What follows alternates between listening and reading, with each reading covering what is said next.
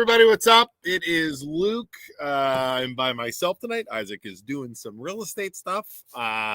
It is a weird time. It is 6 p.m., but this works out because I have too many children and everybody's at sporting events. My wife's gone. It is madness, and 6 p.m. is the best time we could do this. So here we are. All right, and what we have today is I have. You know what? Let's bring them on. Why wait? Hello, Kevin and Amy. How are you? Hello, we're great. good, Luke. Welcome to the MLO bro, because my brother's not here. But how's it going? Welcome. I am very excited to talk to you guys. I've seen your stuff all over now for like a couple years, and I saw the event pop up, and I was like, we got to help these guys out as much as we can with our small following that we have. So I was like, let's see if we can help you guys out. So That's awesome. tell everybody about Dylan's house. Okay, great. I mean, start at the beginning. Let's go all the way. If you guys want to go back all the way to the beginning. All the way at the beginning. Like, you're in the house right now. Maggie's not in there. If I run off screen, it's because there's a fight broke out. Just know that up front. But go ahead. Well, Gee. Amy, why don't you start at the beginning? How far is the beginning? 21 at the bar? No. Yeah. So Kevin, you see Amy at the bar. What happened? Like, no, I'm just kidding. The best day of his life. Yeah, right. So first of all, we're so excited to be on. And, so the beginning of the story is, Kevin and I planned out what our perfect life was going to be. We got married, planned out we're going to have kids. We had our first son, Dylan. He's currently 24. Okay. Followed up by a little girl 3 years later, Anderson. She's 21. And of course, the thing you do not plan for is the autism diagnosis, which started some signs around, like, let's say 2 years old. And this is for Dylan, right? Yeah. This is for Dylan, our son. Right. Yep. And, just kind of navigated through the, you figure 24 years ago, trying to figure it out, not as many resources in Youngstown as there are today. Can I ask, not to get too personal or anything? So, and like I said, I have 3 boys, right? Okay. All healthy, all, you know what I mean? What do you notice for a 2-year-old? For what, like you said, you started to notice things like what, like signs, like what happens? Really, the biggest thing was just not talking. I mean, Dylan did everything, we thought he was perfect. He did all his milestones. Everything the pediatrician told us to do, we did. He slept through the night, he crawled, he walked, all the things. He didn't talk. Okay. And things that I didn't realize, but now know, he didn't point or like wave bye-bye, some things that were like sensory that we didn't know as young new parents. Yeah, right. You're right. First time parent, you wouldn't even know. Right. Yeah. We had no clue. Okay. So feel free to jump in anytime. So he will. You tell this part of the story the best. So So anyways, we, worked through that journey of really getting a diagnosis, which didn't officially come till he was like 6 or 7. Wow. Okay. Because everyone kept saying, developmental delay. We did have a psychiatrist in Youngstown tell us right away when he was 2.5, oh yeah, he has PDD. I didn't know what that was. I don't know what that is now. So it's like form of autism. Okay. I started crying. I mean, it was just kind of, when I think back, sometimes it's almost like a blur. It seems like another life. Okay. But Dylan, did not get better with age. He actually got a lot more behavioral. Okay. And obviously, as he grew up and got bigger, my husband's, 6'5". Dylan's a big guy. He's 6'2". He's 240. So puberty was pretty rough at our house. Oh my gosh, right? I can only imagine, right? You have like 3 boys. Yeah, so, they're 14 right now. They're the oldest one's 14. He's not ready to take on the champ quite yet, but he's getting there. He's starting to get a little lippy sometimes.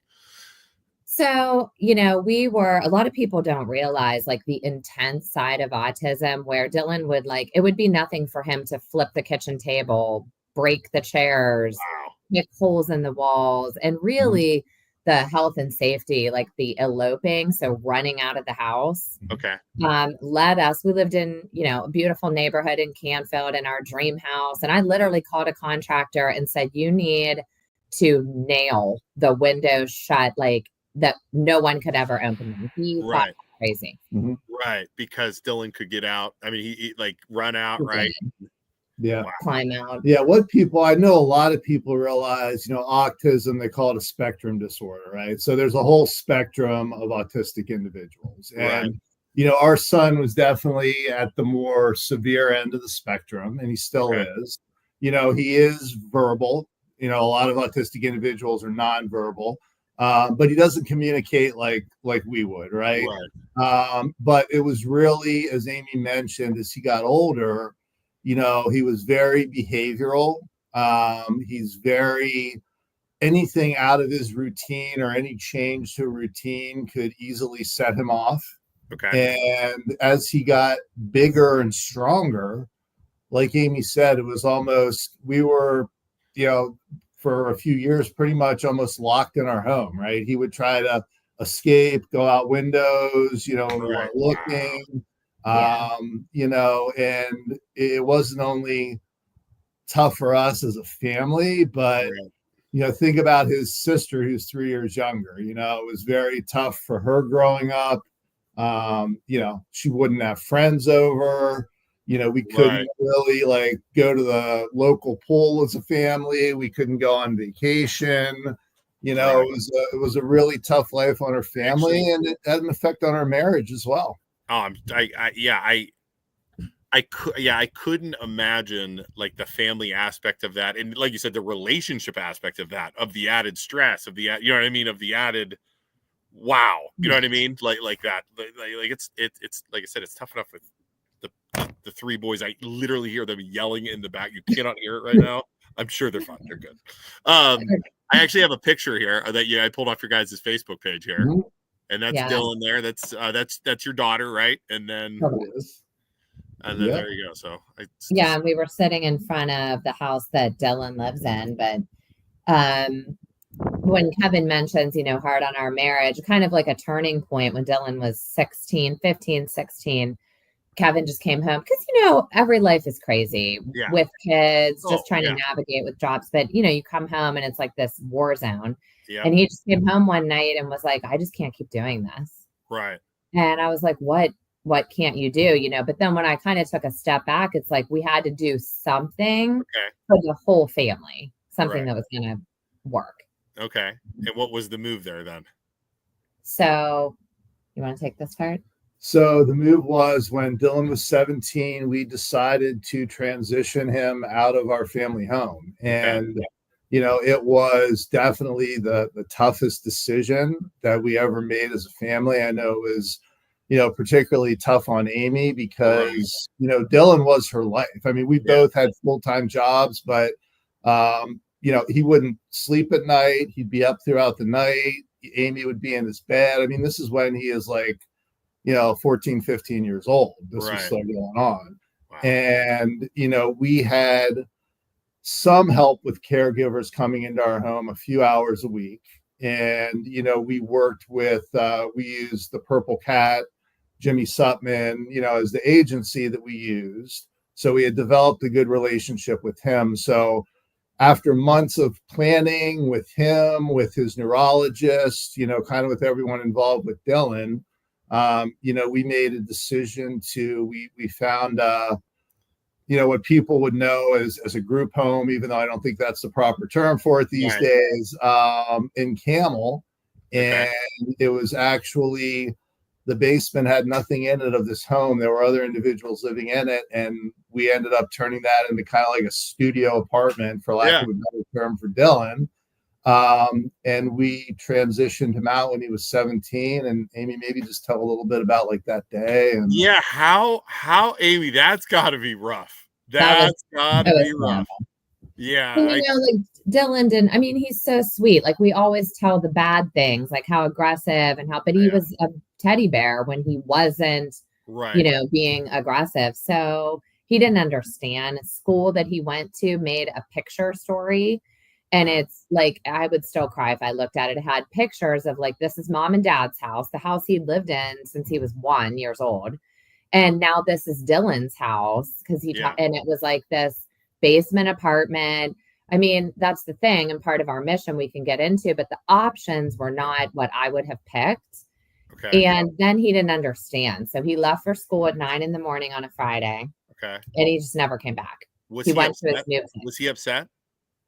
He was, I don't think they wanted to tell me about the crying. And Jimmy Sutman asked us to probably not see him for a week, to let him settle, to not confuse him, to not think he was coming home. So worst week of my life. I bet. And, he can't pick up the phone and call or text. So I didn't know what was going on. Then the first time we saw him after that week, we met at the Taco Bell in Struthers. My man. That's awesome. Okay. Yeah, that's good. Neutral ground. And he was happy. I mean, good. The end of the story is that it worked out well, but not without its challenges that we still have. But that was just really hard. He did come home. Oh, go ahead. I'm not to interrupt you. In this group home, they have caregivers that live there with them. They do. So Dylan, based on how severe he is, he actually qualifies. He has a one-on-one caregiver with him 24/7. So he's not able to be left alone. He needs a one-on-one at all times. Okay. All right. So anyway, so he's in the group home, and then where do we get to with Dylan's house, right? So let's get to let's get to the organization here, right? So this is what I would love. I was reading about it a little bit, and I've heard of it. People have told me about it. I'm excited to hear this. Well, so I was not happy with driving to Camel 25 minutes to see Dylan as much as I wanted to. And I was not happy with him living in a basement apartment. It was no one's fault, but I just wanted more for him as he got older. So I convinced Kevin to buy him his own house. I said, what if we could do this? And Dylan was like, Kevin, I got to ask you, what did you think when she said that? I might have pushed back a little bit at first. I said, hey, I remember, what my apartment looked like when I was 21. And it was kind of, I think we all live in places, right? So, but it didn't take much. I mean, it was the right thing to do. We wanted a nice place for him to live. Okay. It's a cute little Cape Cod. We bought it in 2020. Okay. He's 10 minutes away. It's painted blue, like the siding's like a dark blue, just worked out that way. And it went so well. I really, he loves to look out the window. Yeah. He has a backyard. He has, what we all want, like just a cute, comfortable home. Right. So that worked out so well. And all along we were getting, I'm talking 5 to 10 phone calls a week. Like, how did you do it? Can you help us? Like people coming out of the woodwork. And so when Anderson went away to college in 2022 and we were about to be empty nesters, which you would think I could just be happy, like sitting down and watching some TV and like having a relaxing life. I'm like, what are we going to do with ourselves? Like, we're wired pretty tight. So I said, we should start a nonprofit. And we were having a few drinks and he was like, what are you talking about? Like, what do we know about starting a nonprofit? That's how that started. Awesome. So you start the nonprofit, and which is Dylan's house, and what is what is the goal of Dylan's house? Yeah. So first I wanted to spell, we named it Dylan's house because obviously our son was the inspiration, and he talks a lot in the third person and he refers to, his house as Dylan's house. Yeah. So the one myth I want to bust, though, is sometimes the name is confusing and people think that we're raising money or things to help our son. That is not the case at all. We are in a fortunate position where we're able to take care of Dylan, right? But to Amy's point is, and even more so after we got Dylan's house out there and people realized what we were doing and what we did for our son, people came out of the woodwork, right? Like we get multiple people reaching out to us on a weekly basis, most of them here in the Mahoning Valley that are in similar situations that we were, and they want help. They want to know how we did it. They want to know, do we have a place for our son or daughter or grandson or granddaughter? Yep. And, our mission is really three things. First is just education and awareness. Because I hate to use the word crisis, but it's almost a crisis, here in the Mahoning Valley where we're very fortunate to have things like the Rich Center, Right. Potential Development, the Autism Society, a lot of great organizations, a lot of great resources. But once these individuals get to adulthood, there's a huge hole as far as resources and help for them. I know, Potential Development, as a high school now, they've graduated over 100 students at this point, right? And their enrollment just grows every year. So there's agencies, there's day programs, but there's not places for these individuals to live and have their own independent life once they hit adulthood. Yeah. And that is the main hole that we're looking to fill by, building and buying homes here in the Youngstown area, here in the Mahoning Valley, working with agencies. We would be the landlords of these homes. So these individuals have a nice place to live and kind of have their independence once they reach adulthood. So it's not a group home then. It is their actual, like, one person goes into the house, basically rent it, have their own house, have their own thing. Because a lot of times, like you said, they before it was group homes, right? Like that was where that's kind of the old, like I even fall into the habit of saying, and it's technically supported living. Yeah. But what Kevin and I are just really passionate about is having individuals, and there you'd probably be 2 per home, like have a roommate, live in a neighborhood. Like Dylan lives in Cornersburg. I don't mind saying his neighbors love him so much. He's the best neighbor. He goes to bed at 8:00. He has nobody over. He doesn't he'd be a great neighbor. Right. Yeah. He is a great neighbor. He barely says hi. He walks in with his Burger King and goes hi. You know? They love him. So we want to do that throughout the community and really give them kind of what we all want.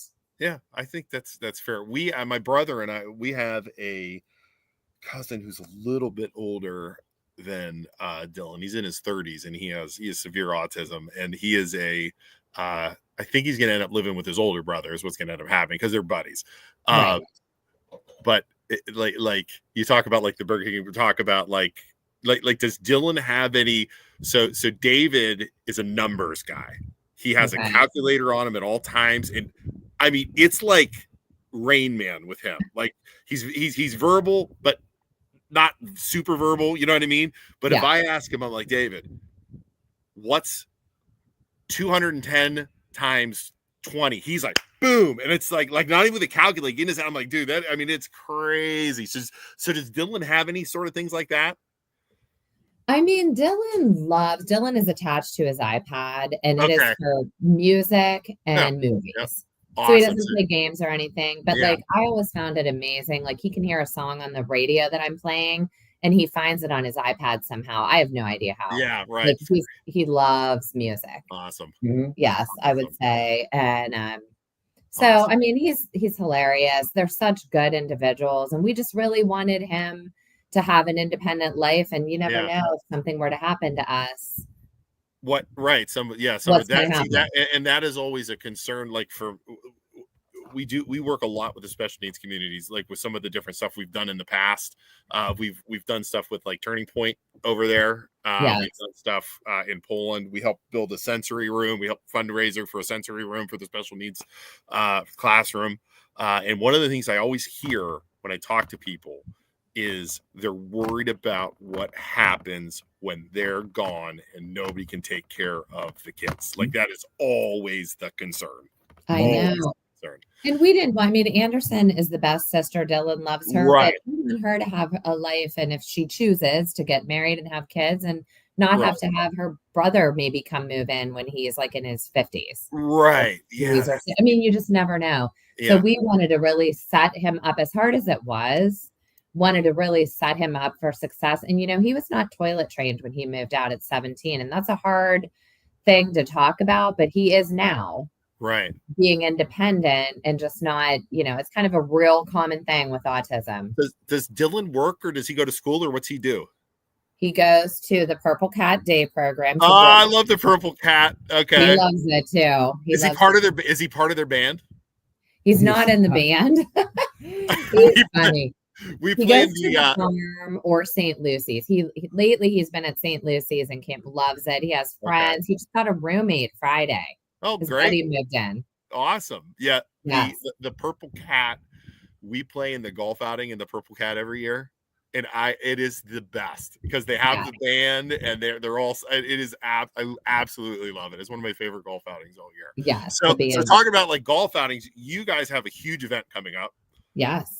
Which I'm going to try and go to. I'm looking at the schedule. I'm trying to go. I have 3 boys, 2 playing flag football, 1 doing track, and 1 doing basketball AAU. So it is enough to make me want to scream. It's a crazy schedule. It's a crazy schedule. But let's talk about the event. I think I pulled something up here. I have the date. I don't have any of the details.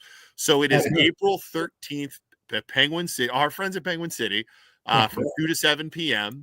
And what is it? So what it is, this is actually our 3rd annual Sunday Fun Day. Okay. And it is at Penguin City, as you mentioned. Obviously, it's a Sunday, April 13th from 2 to 7. And if you come, you're going to hear live music. We have RDNA. Everybody loves RDNA here locally, and it's the 3rd year they've done this for us. So they will be playing at the event. We're also going to have multiple food trucks at the event.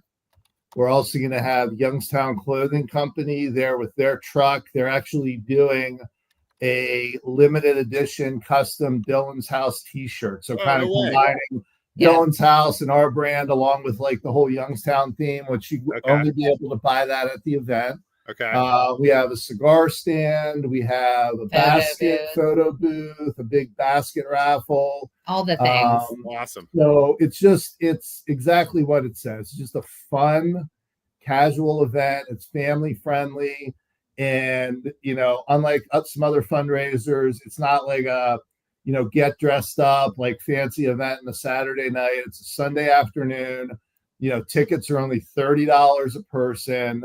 So it's really more about, just coming together as a community. It's in the middle of Autism Awareness Month, and just creating awareness and showing support for these individuals by, getting together in downtown Youngstown on a Sunday afternoon and just having a good time. I am going to pull up your website. I'll post this in here. You are still looking for sponsors, right? We are. We're closing that out this week, but we're so appreciative of the Valley. We have some great sponsors, which thank you so much to you guys for all your help. I wish I could give more. We try and spread out the money we fundraise and stuff all over. It's Isaac. I was like, Isaac's always yelling at me because I was like, I always want to give huge donations. He's like, dude, we're trying to spread it out all over. So I am happy to give what we could give though. And like I said in my email, our gift is our mouse. So if we could spread out a little bit of, bit of the info out there, I'm going to share. So if you're watching from home, it is www.dylanshouse.org. You can buy tickets for the event there. You can sponsor the events there. We have some comments. Nikki is saying give butter. That's where you can, I think, sign up for the sponsorship. Yes. And you can buy your tickets there through Give Better as well. Yeah. And we do want to be clear. We will be selling tickets day of the event. So at the last minute, if you want to come down, you definitely can get in. But, at our event last year down there, we had somewhere between 500 and 600 people show up. So there was a line at the door. So we're highly recommending, if you do know that you're coming, go on our website, buy your tickets ahead of time. We'll just make a lot. 500 to 600 people. Yeah. That is amazing. It was so good. Yeah. That is awesome. Let's see here. So Megan Pinley said, right, we missed some comments here. Megan says, nothing scary. Oh, this is what we're talking about. Nothing scary about being a parent of a child with disabilities and not knowing what will happen to them when you, as the parent, are gone. My son's an only child, and it's something I think about daily. That's Shannon. Oh, there's Shannon. Shannon says, hi, Amy. Hi, Shannon. Oh, my favorite. She's kind of cool. She's all right. She is cool. She's good. All right. So then that's the event. Anything else you guys got going on? So you guys have more than just one event though throughout the year, right? Was I seeing that on your website? Yeah, since we've started, we've done 2. We've done our big Sunday Fun Day, and then we've done a fall event. Okay. We also education events just to help out parents. Awesome. And, just really trying to get the word out. We do have, 2 homes we could mention. Yeah, so we have Real quick. two projects we're breaking ground on here this year. So we have one home that we're building in Struthers, and I want to recognize Mayor Cat of the city of Struthers, because their land bank donated the lot to us in Struthers for us to build on, and we're working with Dawn Incorporated up in Warren. They're going to be the contractor doing that home for us at cost. Awesome. So we want to recognize them, and then we have another project in Boardman, and Sam Boak with Boak and Sons donated a lot for us in Boardman, and we've partnered with the Mahoning Valley Home Builders Association. Yeah. We have a lot of members we're working with that are donating their time or giving us discounts to get that project in Boardman done. So those are both. So you're actually building new houses. We are. That's kind of the first thing we're doing, but then we're also going to be looking for homes, in the Youngstown community that we can buy, maybe make some renovations to, and do that as well. Yeah. That's fantastic. So you're building new houses, renovating house. So that's actually good too, where you guys are going in and fixing up houses and building new houses too, which is you're going to go build a new house in Struthers. I mean, that right there is something, right? I mean, we're so excited. The community, I mean, Mayor Cat was like selling us on why Struthers wanted us, and we're like, Mayor Cat, we're sold. We want to come there. Yeah. Very welcoming. And Sam and Donna Boak have been just unbelievable, really rallying behind us. And because we need all the houses. Yeah, that's all of them. Yeah, no doubt. Awesome. Kat and Bo. Kat is a good friend of ours, even though she's like, I think she calls us her annoying brothers, is what she calls us. Oh, perfect. Yeah, exactly. We are annoying brothers, but like she is one of the best mayors in the area, because she's so open to the community. We've seen her, like, somebody complain on our show about something when we had her on our show, and she's like, Jack, I will be at your house tomorrow at 9 a.m. and we will discuss this. Like, it was like, whoa, we're like, holy crap. We're like, Jack. She's not messing around. Yeah. And Jack's like, okay, I'll see you tomorrow. I was like, whoa. I was like, holy crap. So, all right. Well, again, I don't want to keep you guys. I wish you guys the best of luck. One more time. Let's do the elevator speech one more time. So, Sunday Fun Day, 2 to 7 p.m. at Penguin City Brewery. Live music, food trucks, clothing companies, fundraiser stuff, gift baskets, all that stuff, right? Everything. It's going to be a good time. Awesome. And again, I'm going to do my best to make it over there. If I can't, I want you guys got to share with some of the pictures and all that. So, and if anybody wants to reach out to sponsor or to buy tickets, you can go to this website again, dylanshouse.org, or the other one that Nikki posted right here. And then, go from there. And, I wish you guys the best of luck. And thank you. All right, Amy, I have one more question for you before we go. Sure. Are you a Les from the Greenford Les family? I'm a Les. I am proudly a Les from the Greenford Leses of Washingtonville Road. So you went to South. So you must have been a little older than me then. Yeah, just a little. 89, class of 89. Those a little bit older than me. But just a little. It's all good. So wait, so again, I don't know if you want to get into this live on the air, but so what Les clan are you? So who were your brothers and sisters then? So I have two brothers. My older brother, Scott, my younger brother, Craig, actually passed away. He was 92. And then we're all cousins. Okay, right. So I went to school with Aaron. Aaron and I are very, Aaron and Chad, and those they were in my grade. I played football. Our dads are all brothers. Right. I just know there's a million of you guys, and then you throw in the step kids with like the Shelby and Sheila and everybody else. Oh yeah. We're all around, and we all grew up on the same road. It was a great way to grow up. But for those of you at home, you don't know what we're talking about. You did Les Hill over there. There's a hill that goes into Greenford, Les Hill. That's run by the entire Les clan, that entire area over there. So yes, I'm a proud Les. There you go. Well, anyways, I want to thank you guys for coming on. If you guys ever need Isaac and I to have you guys on the show, something that pops up, or you want to like the fall event, let us know about it. We'll gladly sponsor that one too. So awesome. All right. Thank you. All right. Hey, thanks guys. We'll talk to you guys soon. Thanks. All right. Take care. All right. Bye. All right, everybody. What a nice thing. So that that was Kevin and Amy from Dylan's house. They have a huge event coming up. Super, super nice people. I absolutely love charities that and fundraisers that support the special needs community, because I've said it before, it's like these are the special needs community. They deserve to be treated like us, and what a way to do it is to go live in your own house. I mean, it's fantastic, and congratulations to those guys. It's a great thing. I urge everybody to go and donate or buy tickets or sponsor the event. If you're watching this, I think it's unbelievable. So, all right, everybody, we will be live tomorrow morning at 9 a.m. from Youngstown Studio, diving back into the trash that is politics. I believe we're going to be talking about politics, and then we're also going to be talking about the stupid insurance companies. We're going to be going on a rant tomorrow morning at 9 to talk about like the Cigna stuff and insurance in general and how health insurance is a scam. So we'll see you guys all tomorrow morning at 9 a.m. Bye. Where's the music? There it is. Bye.